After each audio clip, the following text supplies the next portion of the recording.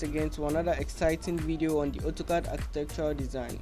Well, today we're not going to be designing or constructing any building, but then we will be having a discussion on the subject how to use a half plot of land to the fullest. And then, as usual, I'm Glenn Soa, a student of Vouch Initiative International. So without wasting my time, let's begin. Now, on this slide, you could see that here are the topics we will be discussing. First, we have the types of houses you can construct on a half plot of land.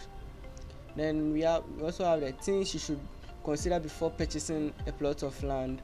We also have how you should make good use of a half plot of land. Then how to cut down costs when constructing on a half plot of land. Then the types of building you can build on a half plot of land for residential, commercial, and public use. Now, on this slide, I showed you the types of houses you could construct on a half plot of land. And then let me say something first. The buildings it's more than a half plot of land. But then I use this image to show you the type of building that can be constructed, though it's not specifically that the land is a half plot of land. No. So we have the bungalow, a 2-story, and then a duplex house. I know most of you will be wondering what's the difference between the duplex and then the 2-story house. Well, if you really want to know, don't forget to watch the next video. Please also like, share, and subscribe for others to get to know. Now, here are the things you should consider first before purchasing a half plot of land. We have the location. Well, a good location will make your commute shorter and give you access to amenities you need, and also it's easier for others to locate you when they are in search of you. Well, with the location, it's very important because let's take it as if you're searching for someone who lives in the slums. It's difficult for you to locate someone who lives in the slums than to locate someone who lives in an estate or a well-developed area. So when purchasing a land, please, it's necessary for you to check the location of the land first and to see if it will be easier for others to locate you in case they are in need of you or something. And then we also have road access. With the road access, I explained that when there is no public road connecting to your land, and it becomes difficult to get to any desired location in times of emergencies, it helps a lot because without road access, the victim may lose his or her life. So let's take it as if I'm making an example though. You live in an area where there's no road access. It's hard to get to the road, or let's say the distance between your house to the road is, let's say, 100 kilometers, and someone has been stabbed in front of your house. Now, due to the distance between the road, it becomes difficult for the person to survive. The chance at which the person survives really becomes low. So it's necessary to check that with your location and the road access, everything is suitable for your life or your safety. And then we also have the topography. And then with the topography, I explained that it's the physical shape of the land. Particularly, it relates to the elevations. It also helps when you understand the following: the soil stability. Well, with the soil stability, I'll explain it that it's the strength of the soil. Whether the type of building you want to construct is good for the soil, because you can't construct let's say a skyscraper on a sandy soil. No. And then we also have excessive erosion. You should check for excessive erosion. If there has been multiple or countless cases of excessive erosion. Also, we have the drainage issue. You should check if when it rains or maybe there is a flood or something, your house doesn't get caught in it. And then extreme cases of natural disaster. With the extreme cases of natural disaster, an example is an earthquake, flood. You should check if maybe there's been, or there's usually those type of natural disasters occurring. And then also we have the next one, which is access to water and other utilities. It's good to have a good location of the land, but a land that is not accessible to utilities like water, electricity, mobile network coverage, drainage system can be hard to develop. It gets worse if it's not accessible to accessories like roads, street lights, markets, schools, police stations, etc. So as I said about the location and the road access, it's good to have those things though, but then what's the use of having a good road and then a good location of the land if you do not have access to electricity, good drinkable water, mobile network, and a good drainage system? And then the very necessary accessories like street lights, markets, and schools are also important. So when purchasing a land, you should make sure that your land has access to good drinking water, not just any water though, good drinkable water, and then utilities like the street lights, roads, markets, schools, and police station. Because when I explained in the road access, I was able to tell you that let's say someone has been stabbed. So if someone has been stabbed and then your road doesn't have street lights, how would you be able to know that, oh, this person has been stabbed here? So it's good to have a street light, an accessible road, market, school, and a police station. And then also you have to know the climate of the land. But then I explained that yearly rainfall, temperature rises high and low, seasonal changes, and even trends over the last 20 years. All these are factors to consider when looking to purchase a land. This climate affects many aspects of your life, including how you insulate your home. So if you do not know the climate of the land, let's say someone living in a mountain area, it's really cold up there. So, and if you do not know all those things, how would you be able to stay in a cold area with someone who has asthma?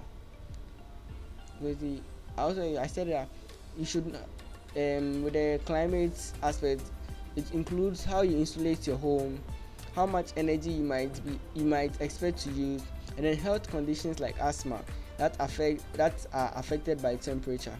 So with the temperature, we have the mountain area. If that place is always cold, whether it rains or it doesn't rain, that place is always cold. So if you do not know the climate change or the climatal aspects of that place, it will be difficult to purchase it, or it's not as advisable to purchase that land. And then we have how you should make good use of a half plot of land. Firstly, you need to consider your family needs.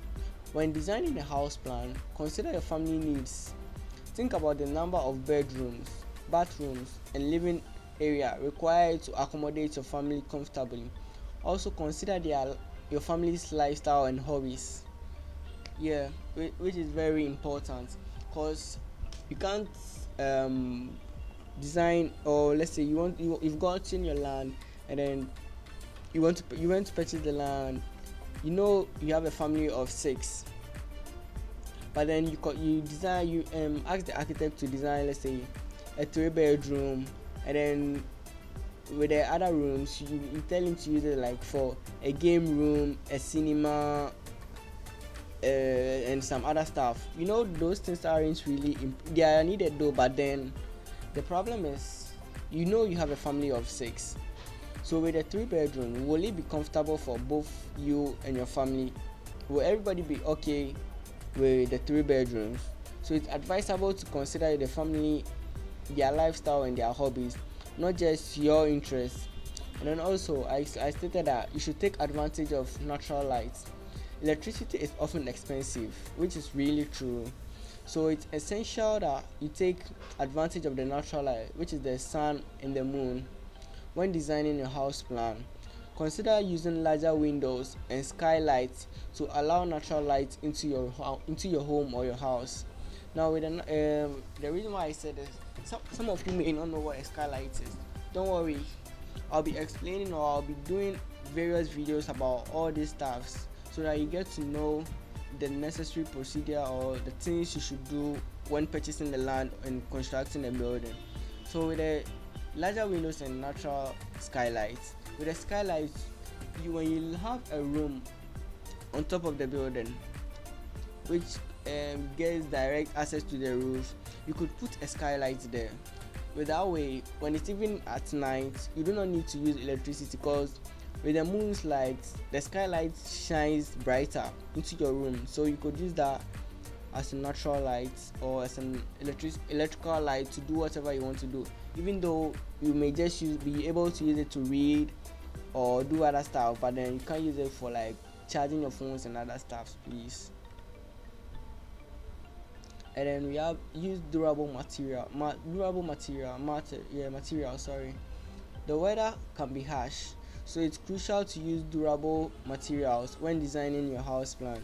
Consider using materials that can withstand the heat, humidity, and occasional rain, such as concrete blocks, metal roofing, and ceramic tiles. Yeah, so as I said about the living in a multi area, when you are designing this a type of a building for someone, or when you are purchasing the land for someone in that area, or you are buying a land in a multi area, it's advisable that you use concrete blocks and then metal roofing, and then also you should have something that which can generate heat, because with the multi area it's always cold, so you should have, let's say, a fireplace, which in case that place becomes really cold, you could on your fire, which will heat up the room. Yeah. Then we have maximize available space. It's essential to maximize available spaces. Consider using open floor plans that allows for multifunctional spaces. Example is the living area. The living area can serve as a dining area also. It doesn't, and also using built-in storage solution to save space. Well, with the living area and then the built-in solution, let me explain the living area first. So with the living area, let's say you have a living area which is the same size as the whole building. It also contains your kitchen and stuff, your kitchen and your living area. So you could use a little space which is between the living area and then the kitchen for your dining area. A dining area mustn't necessarily be something you construct in the building. Now, a dining area can be a space where you have your dining table and your dining accessories there. Can be a dining area. And then also the built-in storage is like you have a kitchen, you buy foodstuffs, but then some houses do have their own storage room. Yeah, that's nice, that's fine. But here in the case, we are using a half plot of land, and then constructing a storage area will also cost, and then also be a waste of money, and then a waste of resource. So it's advisable to use built-in storage areas, which is the drawers and then the cupboards. With that one, you could store your foodstuffs in there, and then with the fish and other stuff, you could store it in the fridge and other stuff here. And then we also have types of building you can build on a half plot of land for both residential, commercial, and public use. And then I stated the residential first. So for the residential building, you could construct a 2 and 3 bedroom flat with parking space for 3 cars, which is very impressive. A 4 bedroom flat with parking space for 2 cars, which is also nice. And then we have a 2, 3, 4 bedroom duplex with parking space for 3 cars. So you could the reason why I stated it a 2, 3, 4, you could do it a 2 bedroom duplex, a 3 bedroom duplex, or a 4 bedroom duplex, and all will have parking space for 3 cars. Yeah. And then for the commercial buildings, we have a restaurant or a bar, 8 large shops, a mini shopping complex, which is the same as a mini mall, a mini mall, a mini mall. That's the best definition or the best example I can give, so it clarifies your imagination. And then we have the beauty clinic and fitness center. That one just nice. We also have the last but not the least, a poultry and other livestock rearing. You could use that half plot of land for rearing of poultry and other livestock like your cows, your goats, your sheep, your hens, your duck, and other livestock. And then for the public building, we have the churches, schools, mosques, and hospital. So a hospital mustn't necessarily be something huge. or a church or a school or a mosque. It should be something that could contain people for them to feel comfortable in it. It doesn't necessarily must be something huge. Okay. Alright, so thank you guys for watching, and please, these are my opinions, so if you have something to add up to it, you could state it in the comment section and I will get back to you. And also please don't forget to like, subscribe and share. Thank you guys. Hope to see you in the next video.